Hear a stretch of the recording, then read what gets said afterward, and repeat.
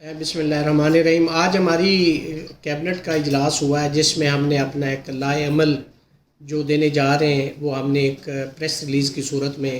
اس کو ڈرافٹ کر رہے ہیں، لیکن سر دست اس لیے ہم اس کو جاری نہیں کر رہے۔ 12:30 بجے اسلام آباد بار کونسل میں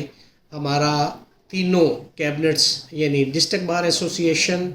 ہائی کورٹ بار ایسوسی ایشن اور اسلام آباد بار کونسل، یہ ہم تینوں اکٹھے بیٹھ کے پریس کانفرنس کریں گے اور اس کے بعد ہم ایک اپنا مشترکہ جو ہے وہ لائحہ عمل دیں گے اور اعلامیہ جو ہے وہ جاری کریں گے۔ یہ پریس کانفرنس کہاں پہ آپ لوگ کرنے جا رہے ہیں اور اس کا مدعا کیا ہوگا؟ یہ اسی حوالے سے جو خط لکھا گیا ہے ہمارے محترم ججز صاحبان کی طرف سے سپریم جوڈیشل کونسل کو اور چیف جسٹس صاحب پاکستان کو جو لکھا گیا ہے اسی حوالے سے ہے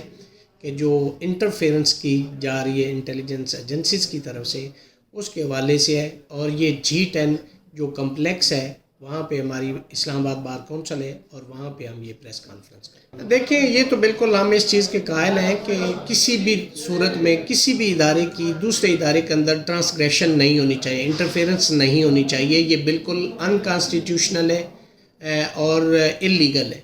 اب ہماری بات ہے کہ ہم چاہتے ہیں کہ اس ملک کے اندر آزاد عدلیہ ہو اور وہ آزاد منش ہو کر آزاد منش ججز جو ہے وہ